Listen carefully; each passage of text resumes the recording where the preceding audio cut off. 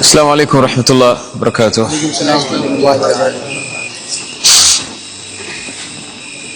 அல்லாஹ்வுடைய அருளால ஒரு சிறந்த ஒரு இடத்துல ஒரு அன்புக்கு மத்தியில் எல்லாம் நம்மளை ஒன்று சேர்க்கக்கூடிய ஒரு வாய்ப்பெல்லாம் நமக்கு கொடுத்துருக்காங்க.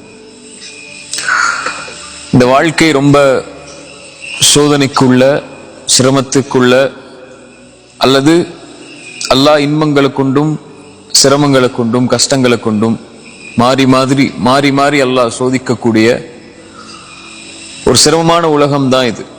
அல்லாஹ் இன்பத்தை கொடுத்தாலும் அது ஒரு சோதனை தான், அல்லாஹ் கஷ்டத்தை கொடுத்தாலும் அது ஒரு சோதனை தான். ஆனா இந்த வாழ்க்கையில ஒரு முஃமின் அல்லாஹ்விடத்துல எதிர்பார்க்கக்கூடிய மிக முக்கியமான ஒரு அம்சம் அல்லாஹ்வுடைய பாதுகாப்பு. அல்லாஹ்வுடைய பாதுகாப்பு. அல்லாஹ்வுடைய பாதுகாப்பு ஒரு மனிதனுக்கு இருக்குதுங்கிறதுக்குரிய அடையாளமே அல்லாஹ் அவனை பாதுகாக்கிறான்னா அவனை பாவங்கள் இருந்து அல்லாஹ் பாதுகாப்பான்.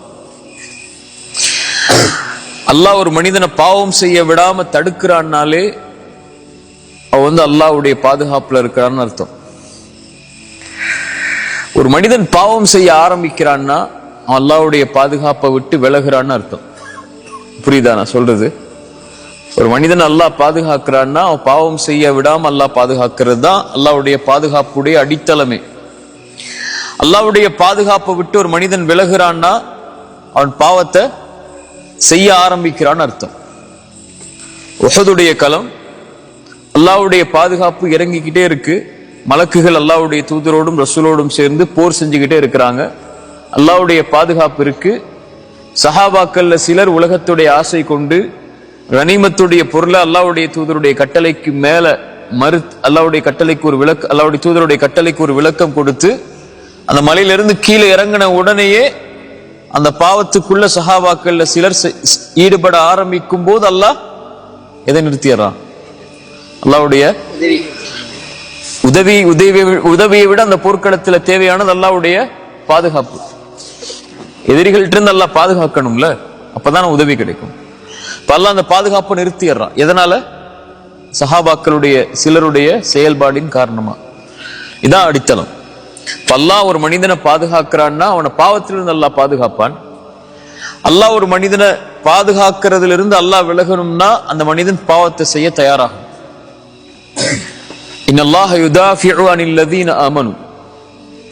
அல்லாஹ் ரப்புல் ஆலமீன் ஈமான் கொண்டவர்களை அல்லாஹ் பாதுகாப்பான். அவ்வளவுதான். வானம் பூமிகளில் உள்ள எல்லோரும் ஒன்று சேர்ந்து அவனுக்கு எதிராக நின்னாலும் சரி, அல்லாஹ் அவனை பாதுகாக்கணும்னு நாடிட்டான்னா அவ்வளவுதான் முடிஞ்சு.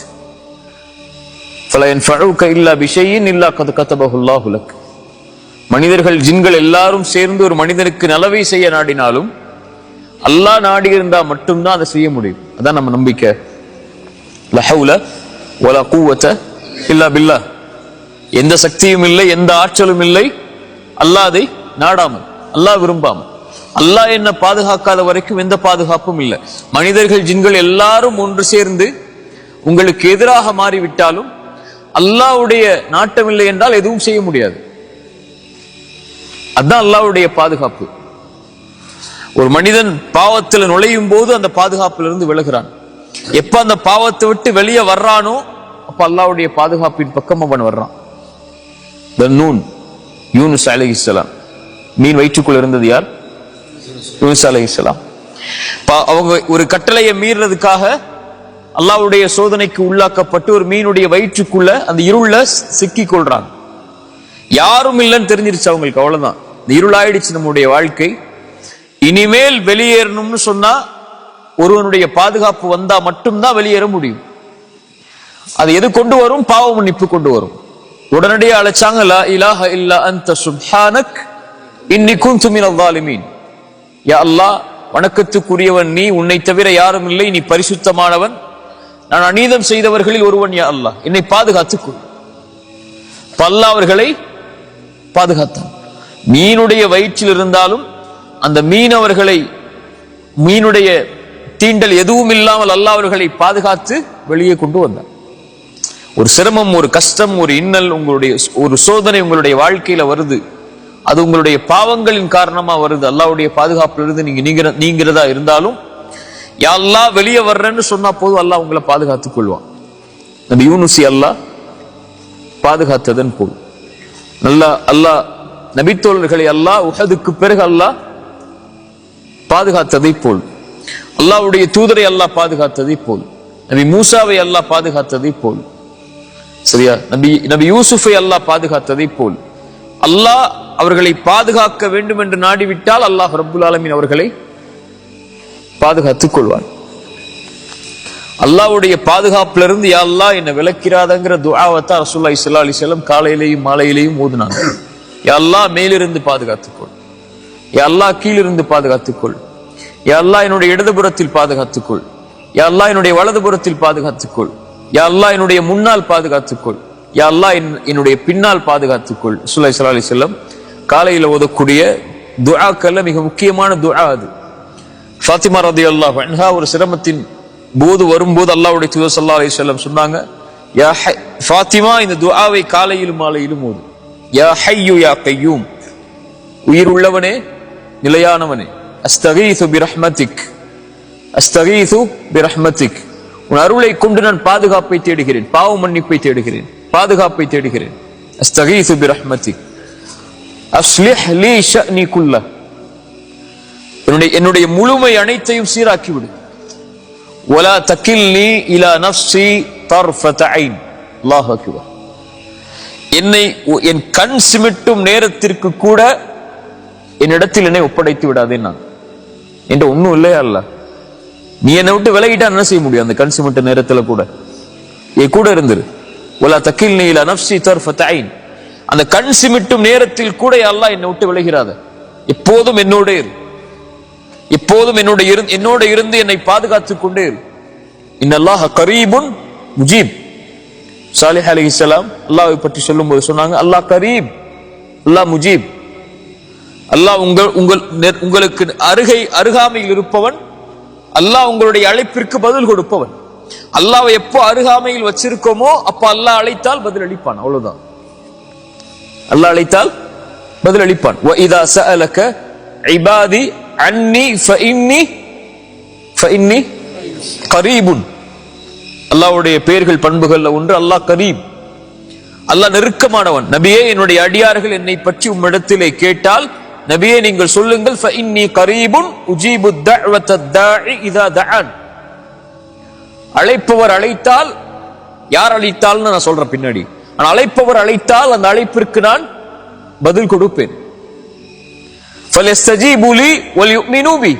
அவர்கள் என்னை அழைக்கட்டும், என் மீதே முழுமையான நம்பிக்கை கொண்டு என்னை சார்ந்து இருக்கட்டும், என்னையே அழைக்கட்டும், நான் தான் அவர்களுக்கு அருகாமையில் இருப்பவன். அலம் தர அன்னல்லாஹ், வசனத்தை நல்ல மனசுல வச்சுக்கோ.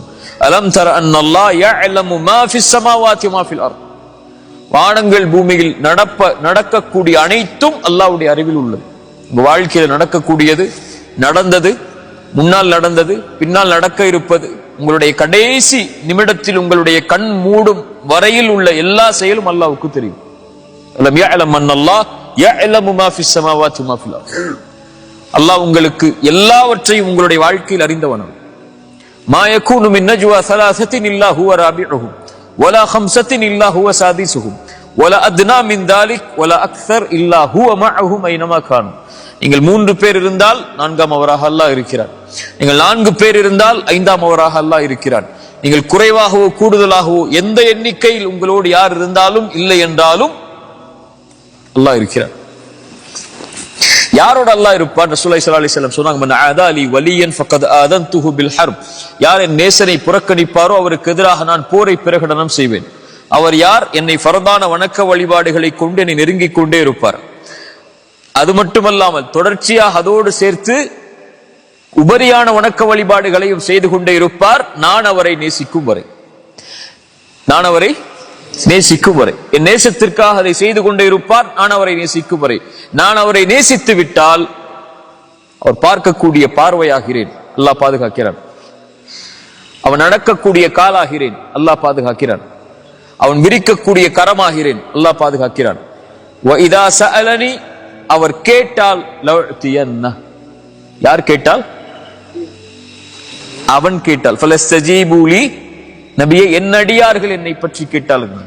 அந்த அடியார்கள் அல்லாஹ்வுடைய நேசர்கள், அவர்கள் கேட்டால் அல்லாஹ் கொடுப்பான். லவ்தியன்னஹு வ இன் இஸ்தஆதனி, பாதுகாப்பை தேடினால் லவ்ஈதன்னஹு, அவரை நான் பாதுகாப்பேன்.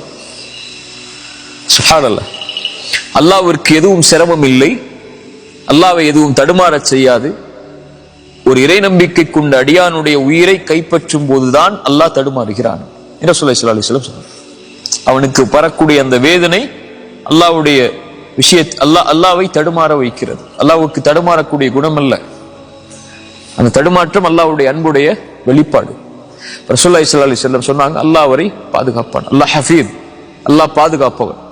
நம்முடைய வாழ்க்கையில் நமக்கு தேவையான மிகப்பெரிய அம்சம், நம்ம சந்திக்கக்கூடிய எல்லா நிகழ்வுகள்லையும் சந்தோஷமா இருந்தாலும் துக்கமா இருந்தாலும் ஒரு முஃமினுக்கு தேவை அல்லாஹ்வுடைய பாதுகாப்பு. அதான் ஸல்லல்லாஹு அலைஹி வஸல்லம் சொன்னாங்க, அஜபல் லி அம்ரில் முஃமின், ஒரு முஃமினுடைய காரியம் என்னை ஆச்சரியப்படுத்துகிறது.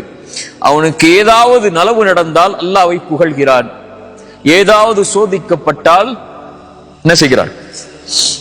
அவன் பொறுமையாகிறான். என்ன பொறுமையாகிறான்? சரி அல்லாஹ் கொடுத்துட்டான், என்ன பண்றது, பொறுமையா இருப்போன்னு இல்ல, இது அல்லாஹ்வுடைய விதி, அதை நான் ஏற்றுக்கொள்கிறேன் என்று பொறுமையாகிறான். அந்த இரண்டும் அவனுக்கு நலவாகிறது என்று ஸல்லல்லாஹு அலைஹி வஸல்லம் அதனால தான் சொன்னாங்க. சரியா?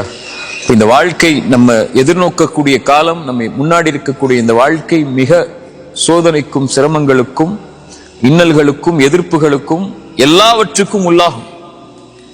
இதுல நீங்க யாருடைய பாதுகாப்பை எடுத்துக்கொள்ள வேண்டும் என்பது உங்களுடைய கரத்தில் தான் இருக்கு. மனிதர்களாகிய நம்ம இடத்துல எதுவும் இல்லை, இது வெறும் உடல். இதுல இருக்கக்கூடியது தஈஃபன், ரொம்ப பலகீனமான ஒரு சக்தி. வஹுலிகல் இன்சானு தஈஃபா, இவ்வளவு பலமுள்ள ஒரு மனிதன் நினைச்சு கொண்டு இருக்கக்கூடிய ஒருத்தனுக்கு ஒரு சின்ன ஒரு காய்ச்சல் வந்தா படுத்துறான் இல்லையா? ஒரு சின்ன ஒரு நோய் வந்தா முடங்கிரும். ஒரு சின்ன வலி வந்தால் அந்த வலியுடைய காரணம் உள்ள உறுப்புகளுடைய சோர்வு என்றால் அவ்வளவுதான், அவனுடைய வாழ்க்கை அதோடு முடங்கிரும். அல்லாஹ் அவனை பாதுகாக்கணும். காலையில பாதுகாக்கணும், மாலை பாதுகாக்கணும், இரவுல பாதுகாக்கணும், அவனுடைய உறக்கத்துல பாதுகாக்கணும், அவனுடைய தொழில பாதுகாக்கணும், அவனுடைய கல்வியில பாதுகாக்கணும், செல்வத்துல பாதுகாக்கணும், அவனுடைய குடும்பத்தை பாதுகாக்கணும். இவ்வளவு பாதுகாப்புக்கும் யார அவனை அழைக்க வேண்டியிருக்கு? அல்லாஹ்வை அவன் அழைக்க வேண்டியிருக்கு. சரியா? அல்லாஹ்வுடைய பாதுகாப்பு அல்லாஹ்விடத்தில் அதிகம் அதிகம் நம்ம கேட்கணும். அதுதான் நம்முடைய சிரமங்கள் சோதனைகள் இருந்து நம்மளை வெளியே கொண்டு வந்து நம்முடைய வாழ்க்கையில் இருக்கக்கூடிய எல்லா விஷயங்கள்ல இருந்து நம்மளை பாதுகாக்கும். அல்லாஹ்வை நம்மளோட வச்சிருக்காம நம்ம யாரை நம்மளோட வச்சிருந்தாலும் அதுல பிரயோஜனம் இல்லை. அல்லாஹ்வை நம்மள வச்சிருக்கோமா இல்லையா நம்முடைய செயல்பாடு தான் நமக்கு முடிவு செய்யும். ஒரே ஒரு விஷயம் இருந்தா போதும். அல்லாஹ் கேட்டுக்கோங்க, எனக்கு சொல்றேன், ஒரே ஒரு விஷயமே உங்களுடைய வாழ்க்கையில் இருந்தா போதும். அல்லாஹ் உங்களை பாதுகாத்துக்கிட்டே இருப்பான். அந்த பாதுகாப்புல இருந்து நீங்க விலகவே மாட்டீங்க. அந்த ஒரு விஷயத்தை மட்டும் உங்களுடைய மௌத்து வரைக்கும் நீங்க கடைபிடிச்சீங்கன்னா போதும். ஃபஜ்ர் தொழுங்க. ரசூலுல்லாஹி ஸல்லல்லாஹு அலைஹி வஸல்லம் சொன்னாங்க, யார் ஃபஜ்ரை தொழுவாரோ அவர் அல்லாஹ்வுடைய பாதுகாப்பில் இருப்பவர். அல்லாஹ்வுடைய பாதுகாப்பில் இருப்பவரை எதுவும் தீண்டாது. ரசூலுல்லாஹ்வுடைய வார்த்தை இல்லையா?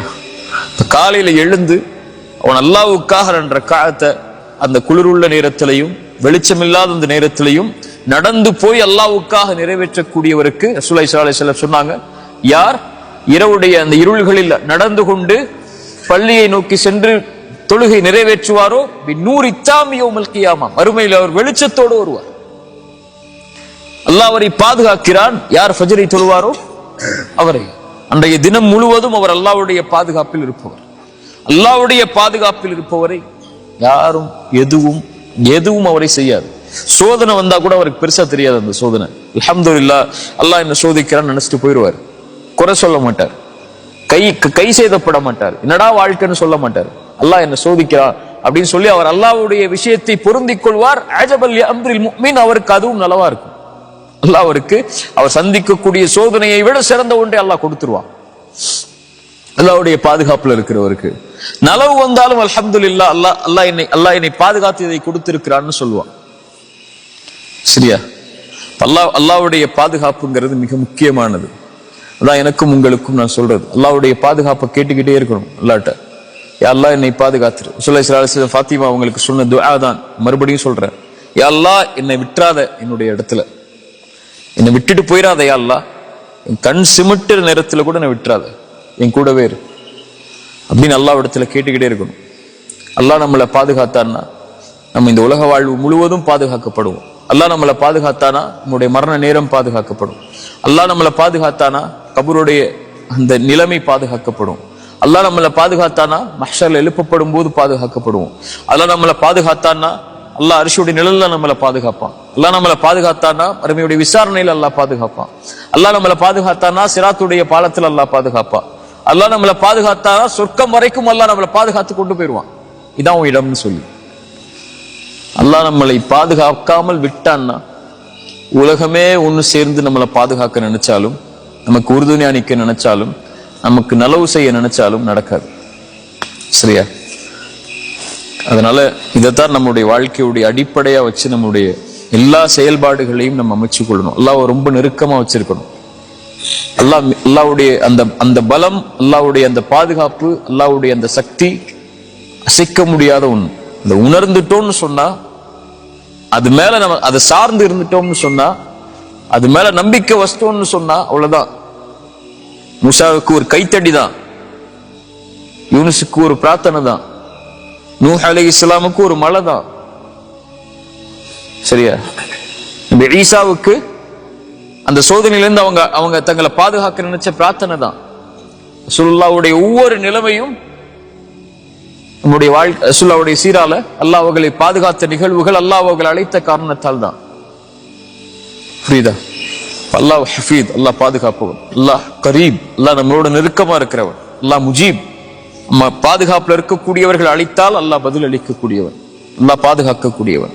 அல்லாஹ்வுடைய நேசர்களா மாறுறதுக்குரிய வழிபாடுகள், வழிமுறைகளையும் செயல்பாடுகளையும் வணக்க வழிபாட்டின் மூலமா செஞ்சு அல்லாஹ்வுடைய பாதுகாப்பை பெற்றுட்டோம்னா அதுக்கு பிறகு இந்த உலகத்துல பெறுறதுக்கு எதுவும் இல்லை. அல்லாஹ் பார்த்துப்பா மீதி விஷயங்களை.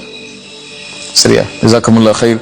அல்லாஹ் ரப்புல் ஆலமீன் உன்னுடைய பாதுகாப்பையும் உன்னுடைய அரவணைப்பையும் நம்முடைய எல்லா சோதனைகளையும் சிரமங்களையும் அல்லாஹ் நமக்கு தரணும். அறிவுரை எனக்கும் உங்களுக்கும் அறிவுரை ஆக்கிக் கொள்றேன். ஜஸாக்கமுல்லாஹ் கைர். 2 விஷயம் அல்லாஹ்வுடைய பாதுகாப்பு விஷயத்தினால சொல்றேன். 2 விஷயம் உங்க வாழ்க்கையில் இருந்துச்சுன்னா அல்லாஹ் உங்களை பாதுகாத்துக்கிட்டே இருப்பான். முக்கியமான அறிவுரையை எடுத்துக்கோங்க. இதை இந்த ஒட்டுமொத்த இந்த அமர்வுகளையும் எனக்கும் உங்களுக்கும் நான் சொல்லக்கூடிய மிக முக்கியமான அறிவுரையில இது ஒண்ணு. 2 விஷயம் உங்க வாழ்க்கையில் இருந்துச்சுன்னா அல்லாஹ் உங்களை எல்லா இடத்திலையும் பாதுகாப்பான்.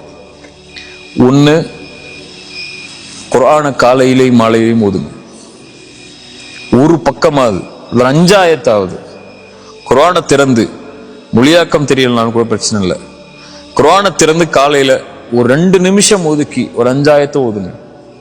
உங்களுக்கு அவ்வளவு வேலையே இருந்துச்சுன்னா அதுக்கு மேல ஓத முடியாத அளவுக்கு, அல்லது இரவு தூங்கும் போதோ மாலையிலேயோ 5 ஆயத்து குர்ஆனை ஓதுங்க. 5 ஆயத்துங்கிறது 5 ஆயத்தை தான் ஓதணும்னு நான் சொல்லல. அவ்வளவு அதை விட உங்களுக்கு நேரம் இல்லை அப்படிங்கிற பட்சத்துல சொல்றேன். குறைஞ்சபட்சம் உங்களுக்கு தாய் தந்தை உயிரோடு இருந்தா ஒவ்வொரு நாளும் அவங்கள்ட்ட பேசுங்க கண்ணியமான முறையில. கண்ணியமான முறையில இந்த 2 நீங்க செஞ்சீங்கன்னா அல்லாஹ்வுடைய பாதுகாப்புல இருந்து நீங்க விலகவே மாட்டீங்க. 2 விஷயம் சொன்னேன்.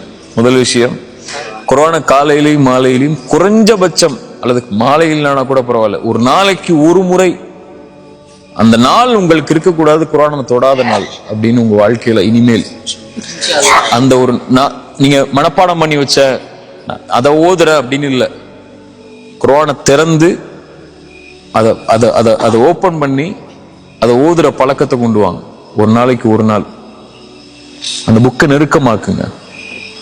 2வது, உங்க தாய் தந்தை உயிரோடு இருந்தால் அவங்கள்ட்ட கண்ணியமான முறையில ஒரு நாள் பேசுங்க.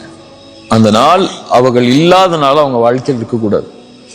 அவங்களோட நீங்க தொடர்புல இல்லாத ஒரு நாள் உங்க லைஃப்லயோ, அல்லது குர்ஆனோட நீங்க பேசின, அல்லது குர்ஆன் உங்களுடைய நாவுல பேச வைக்காத ஒரு நாளோ, அல்லாஹ்வுடைய வார்த்தையை உங்க நாவு உச்சரிக்காத ஒரு நாளோ, தாய் தந்தையுடைய உரையாடல் உங்க நாவுல இல்லாத ஒரு நாளோ உங்க வாழ்க்கையில இல்லாம நீங்க ஆக்குனீங்கன்னா ஒவ்வொரு நாளும் அல்லாஹ்வுடைய பாதுகாப்பிலேயே தான் இருப்பீங்க.